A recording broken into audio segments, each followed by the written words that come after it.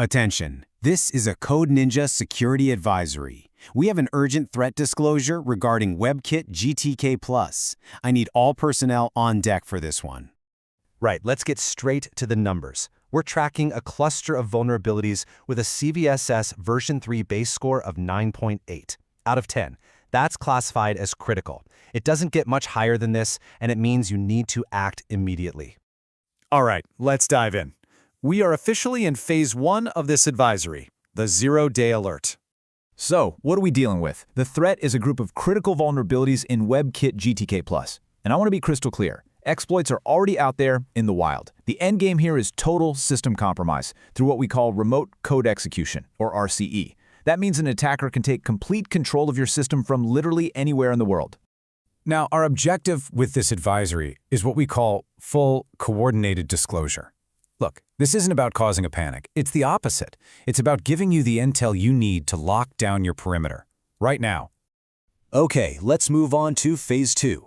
We need to establish a secure communications link. It's absolutely crucial that we know this intelligence is reaching the right people. So, I'm asking you directly, are you receiving this transmission? I need you to acknowledge it right now.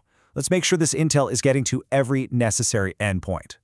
Follow the protocol you see here. First, subscribe. This is non-negotiable if you want our real-time intel flashes. Second, hitting like on this transmission is your formal way of saying message received. And third, and this is a big one, comment with your patch status. Are you vulnerable or are you patched?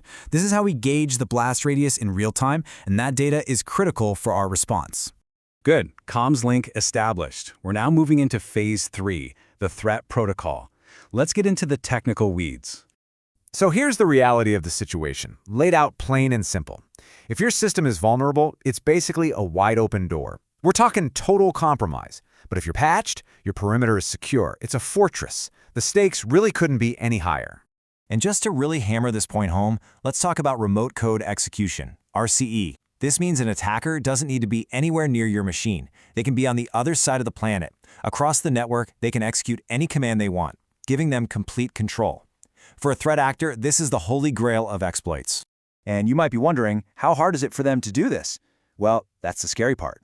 The barrier to entry here is dangerously low. All an attacker has to do is trick a user, just one user, into visiting a specially crafted web page. That's it. One click, and it's game over. And just so you know, this isn't some theoretical threat. These are confirmed, actively exploited CVEs. We're seeing things like use after free and memory corruption bugs. Now, a use after free vulnerability is particularly nasty because it lets an attacker write malicious code into a piece of memory the system thought was empty, which leads directly to that remote code execution we keep talking about. These threats are weaponized, and they are live. Let's just take a quick look at the timeline here. The first vulnerability was published way back in January 2021. And guess what? It's been actively exploited ever since. Now, a patch for Gen 2 users dropped in February 2022. But we know for a fact that tons of systems are still vulnerable. CISA has set a remediation deadline of March 2026, but let's be real, you cannot afford to wait that long. The clock is ticking.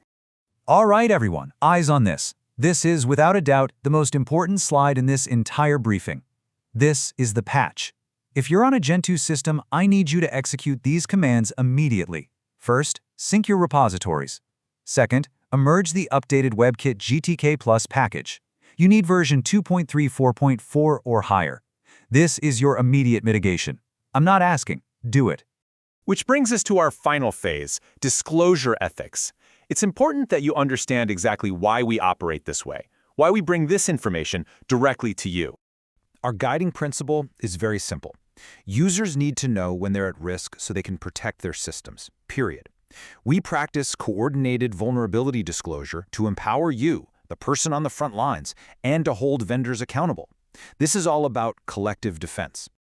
That concludes this advisory. Your orders are clear. Apply the patch, verify your systems, and report your status. The threat is active, the threat is real. Stay secure.